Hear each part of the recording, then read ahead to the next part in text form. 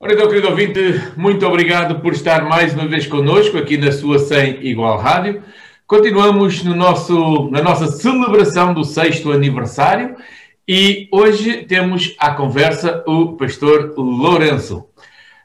Vamos dispensar os rótulos pastorais, amigos de há bom tempo, por isso vamos deixar os rótulos e vamos buscar antes a amizade que nos une e a graça de Deus também.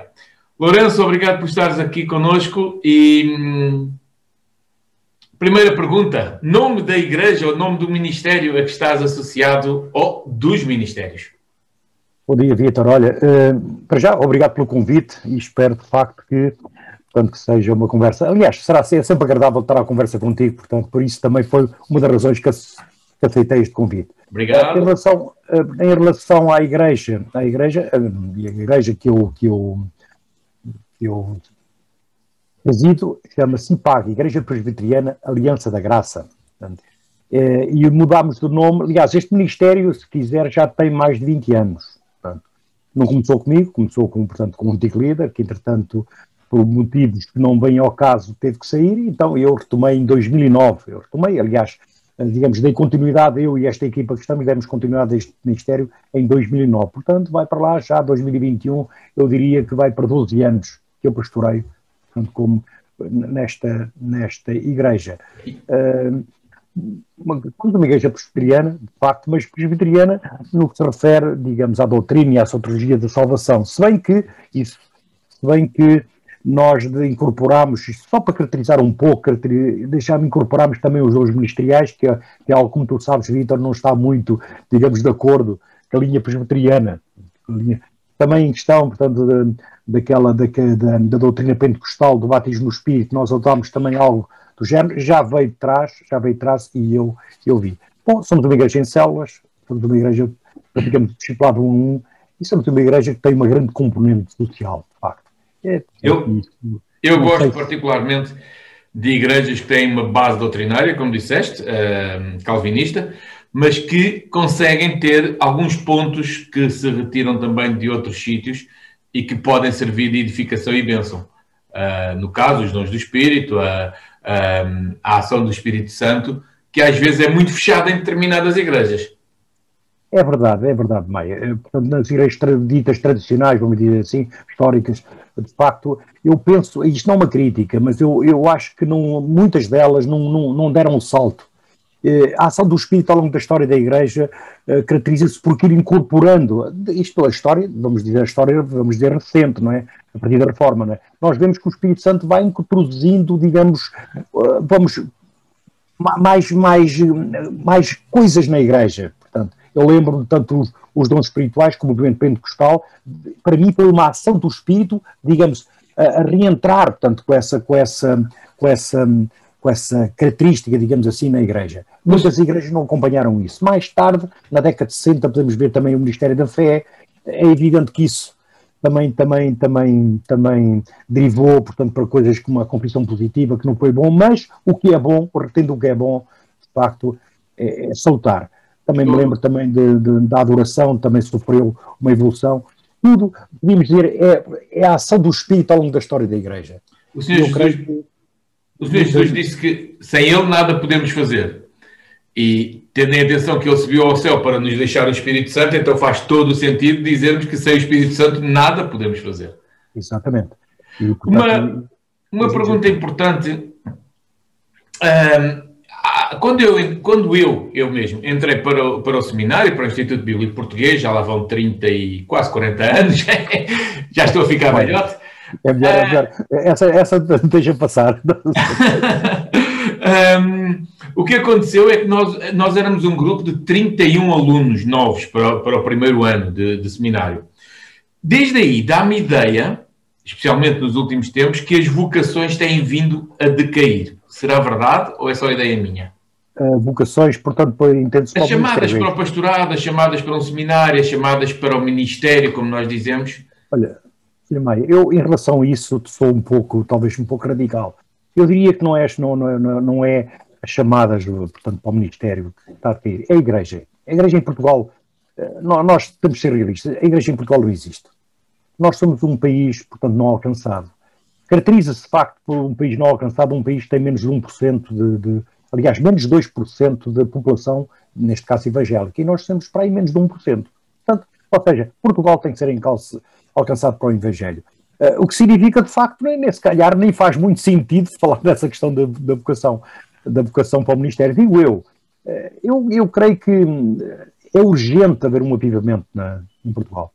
É urgente haver o espírito, de facto, reavivar a Igreja em Portugal e nos avançarmos. Mas, por outro lado, Portugal é um país religioso. Olha, Maia, vamos lá ver. Poderias dizer que seria um país católico, mas eu já católico nesse sentido. Católico romano. Católico romano, entenda-se. Mas eu acho que já nem isso. Olha, na realidade, portanto, há muitos católicos nominais, dizem-se católicos. Eu, por exemplo, na minha família, praticamente são todos católicos. Mas ninguém vai à missa, ninguém pratica, nada. Portanto, ou seja, isto é um exemplo da população. Eu diria que neste momento já não somos uma nação muito religiosa. Eu lembro-me que no passado nós tínhamos os tais católicos não praticantes, mas também já temos muito evangélico dito não praticante. Pois exatamente. Já pegou-se, esse mal pegou-se. Infelizmente, dos poucos evangélicos que temos em Portugal, muitos deles, infelizmente, são não praticantes. Eu estava a falar isso de ser um país religioso. Desculpa. Não, estava a dizer, mas isso se calhar também, essa questão também muito pela influência brasileira. Nós somos muito influenciados pelo Brasil e lá, de facto, isso é muito saliente. Dizem até, inclusive, que lá, portanto, por um evangélico praticante, há um não praticante, de facto. Inclusive, outro tanto não desviado. Sim, e eu penso... Diz isto. Nós por aqui também, quer dizer, nós por aqui temos muita gente que é frequentador de igreja, e não mais do que isso.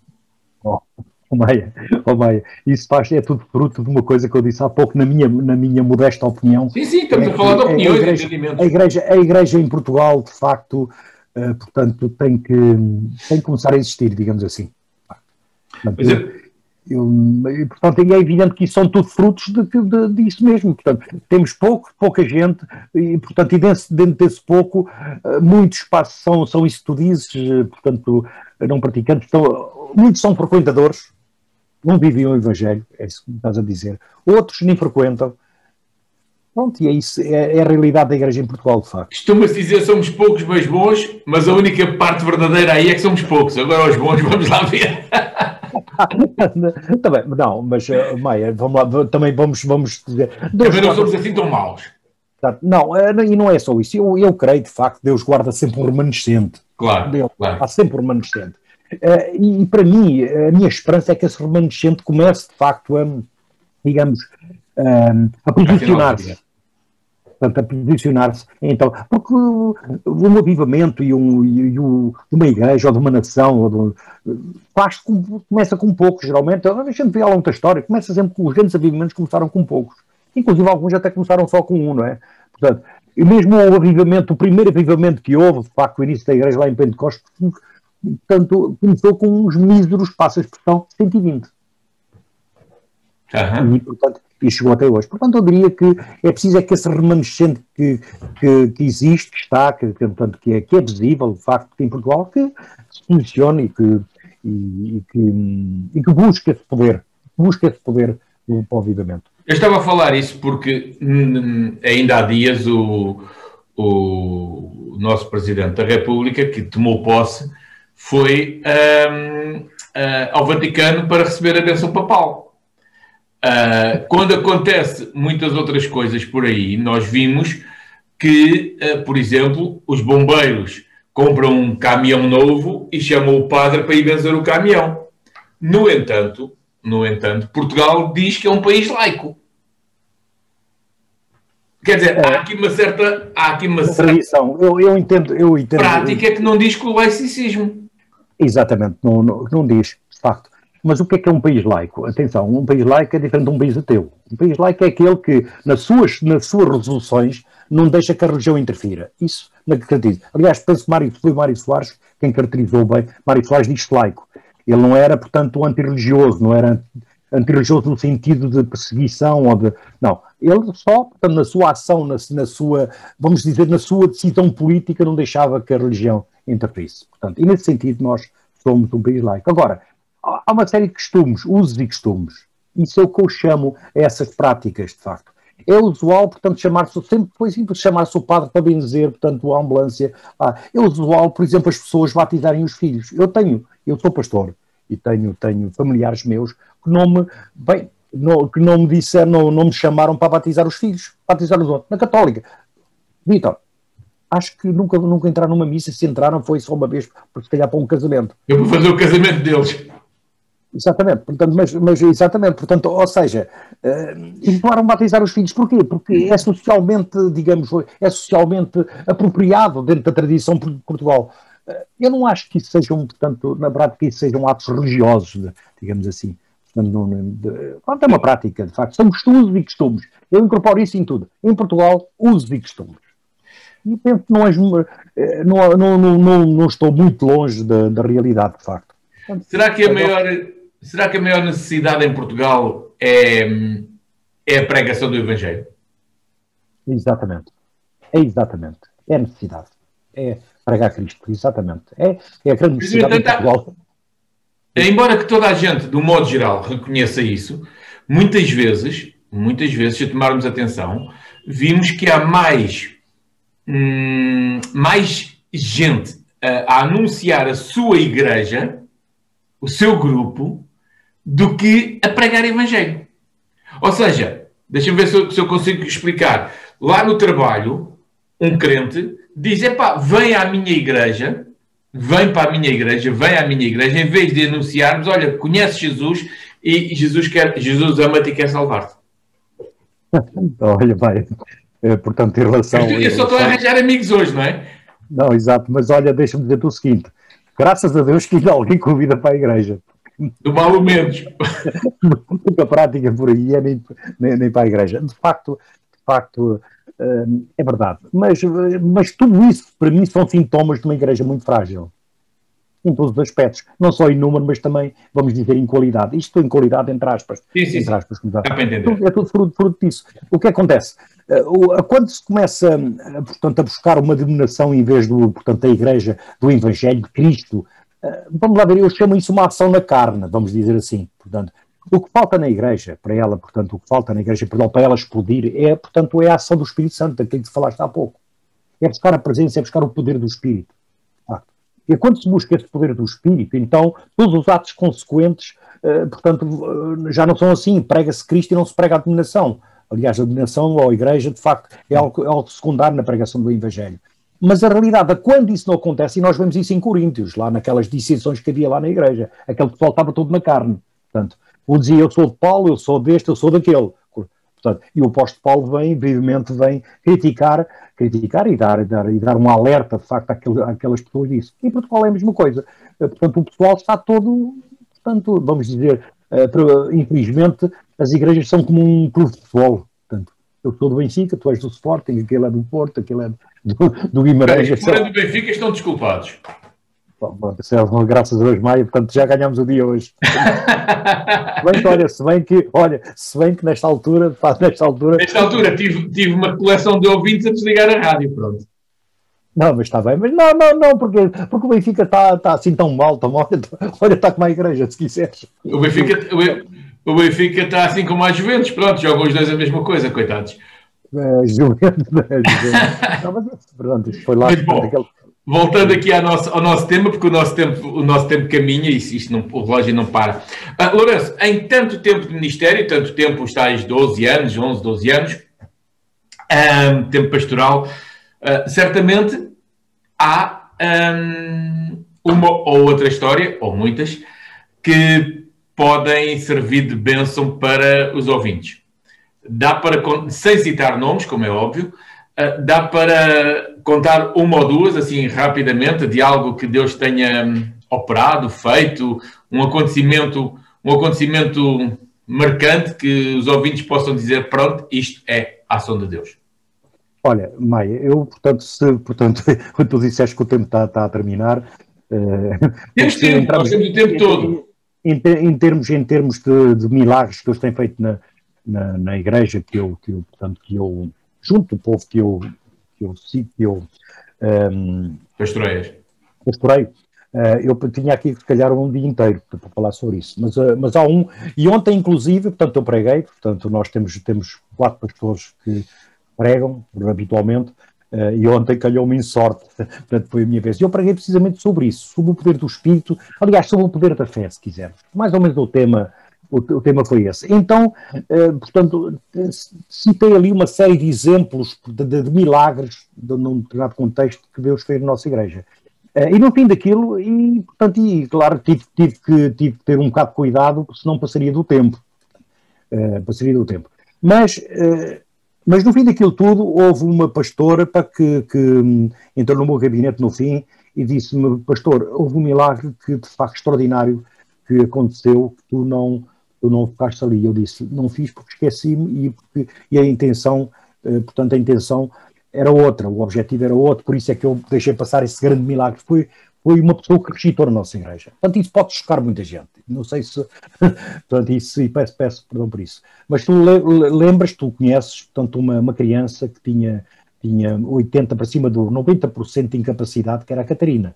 Uhum. Falar, portanto, era a filha até de um amigo comum, que nós temos, um pastor lá da igreja. E a Catarina, de facto, com 16 anos, Deus chamou-a.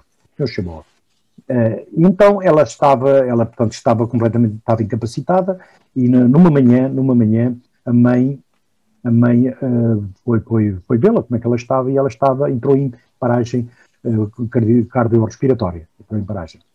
Ela fez, portanto ela tirou da cadeira de rodas, colocou-a no chão e começou a reanimar a criança. Entretanto, com o telemóvel ao lado, chamou para o 112, portanto fez as chamadas que tinha, mas continuou ali. E diz-me ela que, enquanto estava ali a reanimar a criança, de facto, ela só tinha uma oração: a Deus sopra a vida, porque ela, entretanto, já não respirava, já fazia nada. Ela continuou ali. Entretanto, veio o INEM, com enfermeiros, médicos, toda uma equipa, de facto, começaram, e, entretanto, quando a equipa entrou, viu ela continuando, portanto, nas manobras de reabilitação, e continuou a dizer: Deus sopra a vida, sopra a vida. E chorava e rezava. Esta reza já veio por outra vez. Chorava e orava, de facto.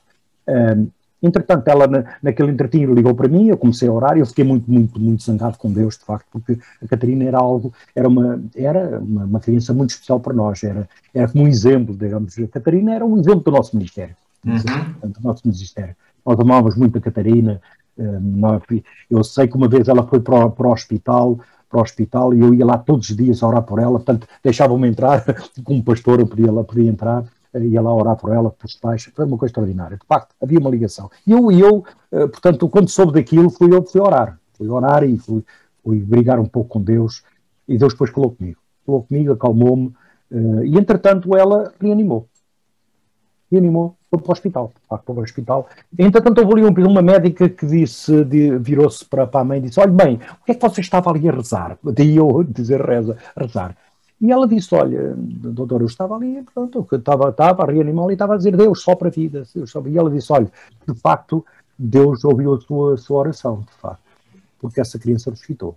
Ela teve mais de 25 minutos, portanto, sem poder respirar. Como tu sabes, isso é possível, de facto.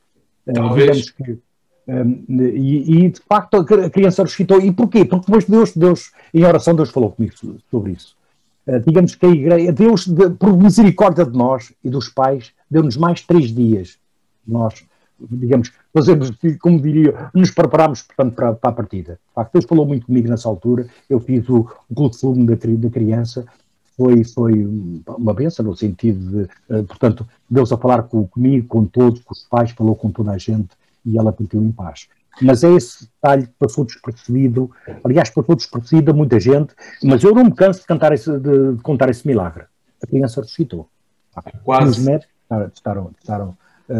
testificaram de facto isso. É evidente que tinha muitos outros, portanto, para muitas coisas que aconteceram na nossa igreja, milagres extraordinários, milagres simples, de finanças, então tenho um extraordinário. Se quiseres ouvir este, é só extraordinário. Tenho lá um amado, isto também tem a ver por causa do dízimo.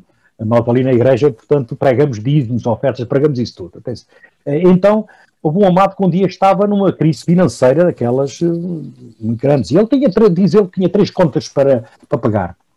A conta da luz, da água e mais outra com um seguro qualquer, algo assim. E vamos aqui, eu já não me lembro os pormenores, mas eram importâncias do tipo 78 e 50, coisa. Mas vamos dizer que eram 70 euros por cada conta, só para nós termos aqui portanto, coisa para começar. E então o que acontece? Ele não tinha nada, portanto, não tinha para pagar aquelas contas, então a oração dele foi assim: Deus, tu dizes na tua palavra, de facto, que quando tu abres as portas do céu aos dizimistas, portanto, a quem dizima, e eu dizimo, portanto, eu reivindico, Deus, eu estou a precisar de pagar estas contas, eu reivindico esta bênção. Então, ele terminou a oração, passado, sei lá, não sei, as horas, o que foi, um irmão ou uma irmã ligou para ele dizer assim: olha, Deus mandou-te entregar 70 euros, está aqui. Vamos dizer, 185. Ele foi contar o dinheiro, era precisamente o dinheiro, vamos dizer, da conta da água que ele tinha para pagar.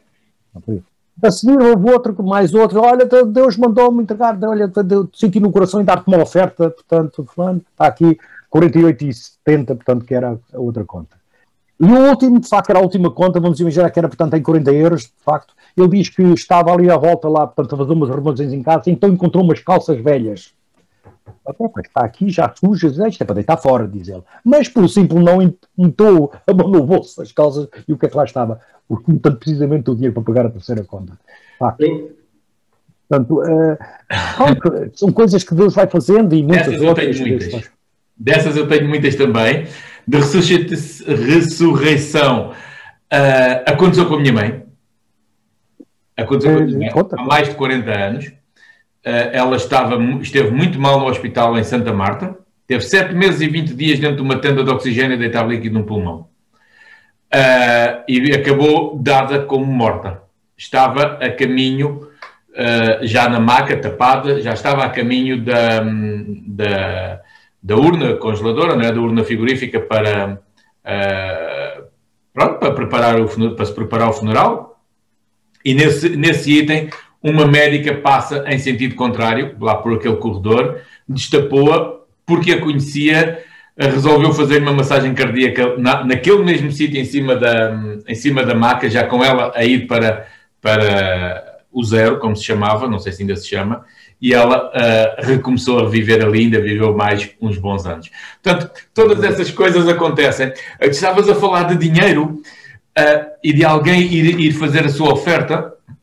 Eu tenho o inverso, e o inverso passou-se comigo mesmo. Há uma noite que eu acordo a pensar num casal da igreja e com a ideia, na minha mente, ideia fixa, vai levar 100 euros a casa. E eu achei a coisa mais parva do mundo que me estava a acontecer. Mas aquela ideia de ir levar 100 euros a casa daquele casal não saía da minha cabeça. Mas eu não tinha uma razão para isso. Eu não tinha uma razão. O que é que eu vou fazer? Vamos tomar como exemplo a tua pessoa. O que é que eu vou fazer? À tua porta, à tua casa, bater à porta e dizer: olha, está aqui 100 euros. A propósito. E eu não consegui perceber a mensagem. Confesso. Estive nisso 2 ou 3 noites assim. Batia na minha cabeça: mas senhor, mas o que é que eu faço? Como é que eu faço? Vou pôr na caixa do correio? Vou bater à porta? Vou falar com a pessoa? Eu comentei isto com Deus várias vezes e eu fiquei naquela: mas senhor, o que é que eu posso fazer? 3 ou 4 dias depois da primeira noite, o telefone toca. Era o marido da família, o chefe da família, o marido da casa, a dizer: Vítor, tu tens aí 100 euros que me emprestes? Meu querido Lourenço, eu entrei pelo chão adentro, eu fiquei sem saber o que é que havia de fazer à vida e eu disse: não, eles não estão aqui para te emprestar, eles estão aqui mesmo à espera para te dar. E contei-lhe isto. E dei. Sabes que não sei se passa contigo. Deus, eu comecei o meu ministério, de facto, portanto, como missionário. Portanto, eu fiz missões, tanto em São Tomé e Príncipe, aliás, há uma igreja, portanto, que o pastor Salomão, portanto, está lá, portanto, foi a nossa igreja que a levantou lá. Em São Tomé, portanto, em Bragança, em Portugal, em Espanha, portanto, então eu gostei muita coisa. É como se Deus me tivesse preparado, portanto, para o sobrenatural. porque eu tenho dois contras em relação à questão do sobrenatural, de milagres. Um contra é eu vi para Cristo tarde já, portanto, e eu sou da área de engenharia, das ciências, portanto, na altura, de facto, se me falassem em ressuscitar o morto, essa história eu estava, quer dizer, não ria por respeito, digamos assim, mas não tinha. Então, era muito incrédulo, de facto. E a outra foi a dominação, presbiteriano, de facto, milagres, e uma desconfiança muito grande em relação a isso. Mas uma das coisas que... Mas, entretanto, Deus tocou coisas extraordinárias na minha vida e assisti a coisas, pá, de Maia, muito, coisas mesmo do sobrenatural. Algumas só me apercebi mais tarde. E depois, livremente, então, Maia foi coisas extraordinárias. Mas uma das coisas é exatamente isso. Por exemplo, aquele rapaz que eu te falei, daquela pessoa... É como, digamos, a pessoa que lhe foi entregar o dinheiro, ele não teve dúvidas. Nós tínhamos dúvidas. Essa dúvida que tu tiveste, eu tinha também. Vais a dar 100 euros, mas porquê? Mas é espantoso que aquela irmã, aquele irmão que foi, portanto, não é pastor, portanto, é alguém, provavelmente, se calhar, nem é muito firme em termos de, digamos, de coisa, não teve dúvidas. Falou, olha, Deus mandou-me entregar isto. É assim que Deus faz as coisas e usa pessoas, e não é preciso ser pastor para ser usado. Não, sim. Quem quer, como quer, e nós precisamos ficar à disposição. O nosso tempo já passou o tempo. Há um tempo. Bom, eu quero só ter uma palavra de oração para terminarmos. Amado Deus, é bom estarmos juntos, Senhor, e é bom falarmos das coisas que tu fazes, da igreja que tu criaste. Obrigado, Senhor, pela igreja onde tens colocado o Lourenço e aqueles que colaboram com ele, aqueles que ali estão, que te adoram, que te servem, aqueles, Senhor, que procuram levar a tua palavra mais longe. Deus, muito obrigado, porque temos sítios, temos locais onde a tua igreja, a tua palavra é anunciada em fidelidade, igrejas que se preocupam, Senhor, com a prioridade da palavra, e queremos, Senhor, nesta hora, rogar a tua bênção e direção sobre o Lourenço, sobre a igreja onde tu o tens, e a todos aqueles que ali te servem, Senhor. Ajuda a igreja em Portugal, ajuda a igreja a ser-te fiel, ajuda a igreja a levar a tua palavra mais longe. Deus, muito obrigado por aqueles que tu tens chamado e que respondem à tua chamada, Senhor, aqueles que tu tens chamado para te servir. Abençoa o teu povo. Obrigado, Senhor, também por esta oportunidade da rádio poder difundir e levar mais longe a tua palavra e estes testemunhos que cada um vai trazendo. Obrigado, Deus. Abençoa o teu povo, a tua graça seja sobre cada um. Oramos a ti, Deus, no nome e por amor de Jesus, para a tua honra e glória. Amém. Amém. Vítor, muito obrigado pelo convite, portanto, de um agradecimento a toda a equipa. Eles estão a fazer um trabalho extraordinário. Faz falta, de facto, espaços como este. Preguem a palavra, porque, como na tua oração falaste nesse aspecto, nós somos uma igreja, de facto, que privilegia como base a palavra de Deus. E eu creio que para que esse avivamento, isso que falámos, possa acontecer, faz falta que o Evangelho seja pregado. Então, equipas, portanto, iniciativas como a você e o All Rádio fazem falta em Portugal. Muito obrigado por isso e uns parabéns a ti e a toda a equipa. E muito obrigado pelo convite, esta oportunidade de poder estar também aqui a falar contigo. Ficamos gratos, desejamos que Deus abençoe, Lourenço, tudo a correr bem, até logo à noite temos uma reunião também. É verdade, estamos juntos lá na reunião da Europa. Estamos juntos, Deus abençoe. Okay. Obrigado.